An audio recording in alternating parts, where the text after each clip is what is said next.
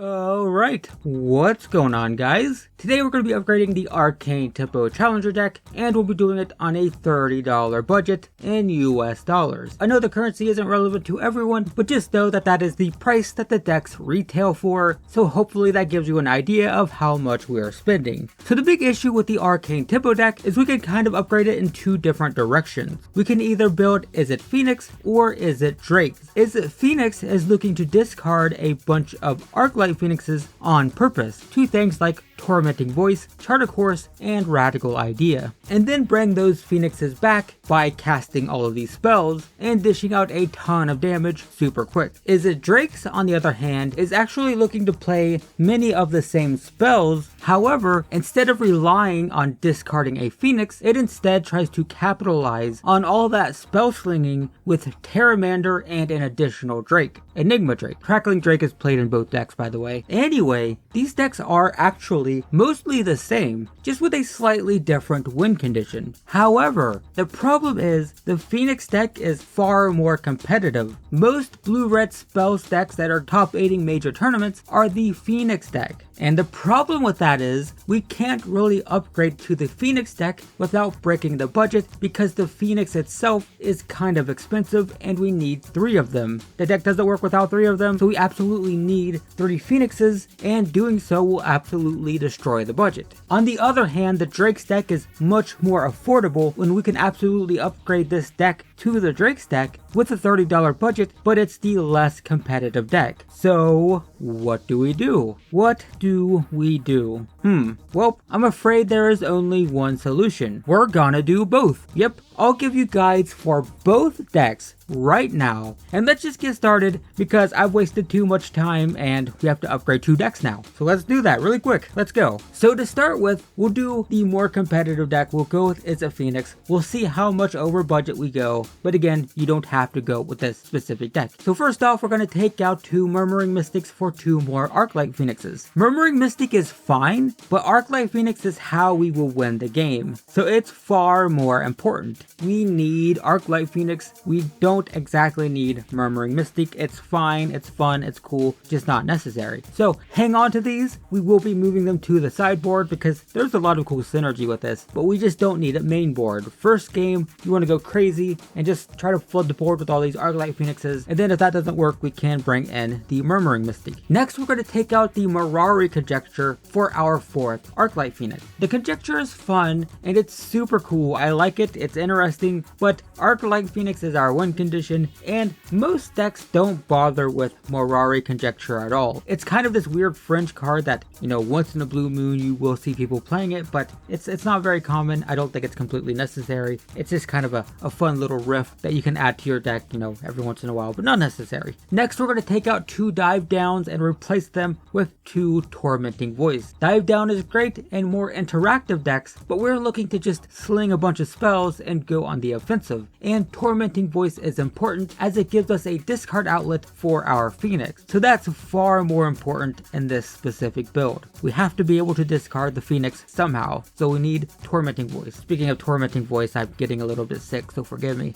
Anyway, next we're going to take out a Blink of an Eye for a 3rd Tormenting Voice. Blink of an Eye is decent, but not entirely necessary, and discard outlets are the name of the game for us, so we're going with that for sure. And then moving on to the sideboard, I recommend taking out the 1 Conjecture for one of the Murmuring Mystics that we took out of the main deck. Murmuring Mystic can be pretty good against mono white aggro, as well as long grindy matches where you can eke out a bunch of value with the bird tokens, so it's not bad having access to it in the sideboard. I don't know if there's really any decks that I'm absolutely going to need the Mirari Conjecture for. Like, I guess if there's, I don't even think there's a black discard heavy deck. I guess if you're playing against Thought Erasure and the blue-black enchantment that makes you discard a lot, then maybe Mirari's Conjecture is okay, but most of the time it's, I don't know, it's not necessary. Murmuring Mystic seems way better in pretty much every scenario ever. So how badly did we break the budget? I don't actually know as I'm recording this because Izzet Phoenix is currently plummeting because of the printing in this deck. It was around $22 to $25 and now it's down to $15. If it goes below $10, then this deck might actually be on budget. I just don't think it's gonna go that low. So yeah, I don't know how over budget we are, but we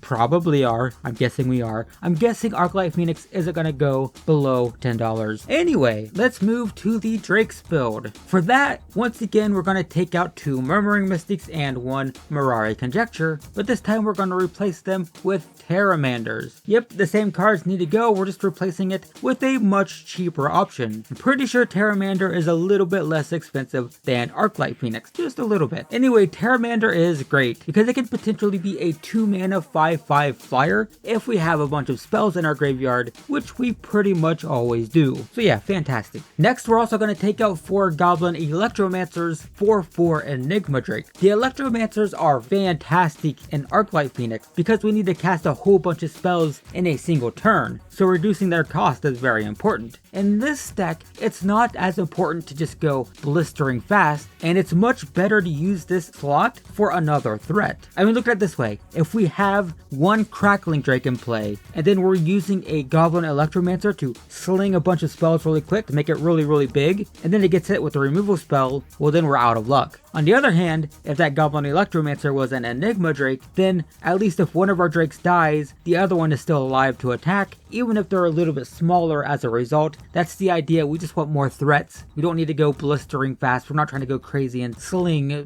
3 to 5 spells in a turn. So having a higher threat density is definitely more important for this build specifically. Next, we're going to take out 2 Radical Ideas for 2 Negate. The Radical Ideas were mostly just an extra discard outlet for Arcane Phoenix, but we don't really need that now, and Izzet Drakes needs to be a little bit more interactive since it really needs to protect its Drakes. This allows us to counter removal spells, and that's very useful. And then next we're going to take out the other 2 Radical Ideas for 2 Lightning Strikes. Once again, Drakes is looking to be a little bit more interactive. Plus, Lightning Strikes are really good in this deck as a game finisher because not only does it deal 3 damage, but it also pumps all of the Drakes that we have in play by adding another instant to the graveyard. So it's pretty fancy. And then, once again in the sideboard, we are making the same change, taking out the Mirari Conjecture for a Murmuring Mystic for the same reason we did in the Phoenix build. And that's it. That's it for both decks. Now, a few quick notes. Regardless of which path you take, you can upgrade the mana base with Sulfur Falls and Steam Vents. You'll need 1 Falls, as the deck comes with 3 of those, and a full playset of Steam Vents. These will make it much less common to get color screwed, which is nice, though because they are dual lands, they are a little bit expensive. So purely optional, but it will definitely help with things like, say, casting Niv Mizzet. And speaking of Niv Mizzet,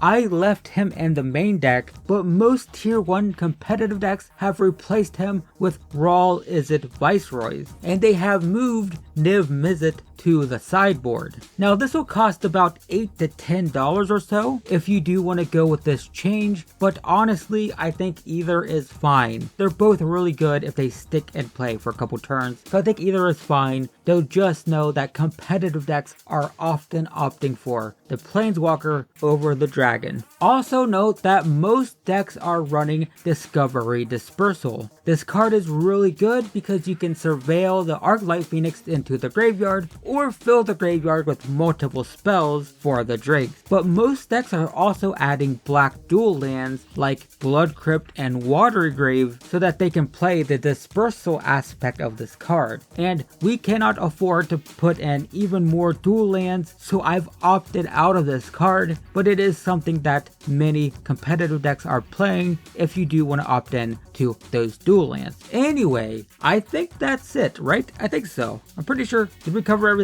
We might have. If you want more information about these decks, I highly recommend you check out the description, which is just below this video. I'm going to leave tons of links to various previous deck list there, so you could see what a fully complete tier 1 deck looks like. Every deck is a little bit different, as everyone has their own preferences, but I think you'll find that we're pretty much there. We're actually very close. Whether you play Drakes or Phoenix, we actually have the majority of the deck, not the complete deck, but we're pretty close considering how little we spent, so that's pretty nice. I will also leave links to the upgrade guides for the other Challenger decks if you're interested in those as well, so check those out if you have any of the other decks. But anyway, yeah, I think that's it. I think we're done here. Thank you so much for watching, everyone. I hope this video was helpful, and I will see you in the next one. Hooray for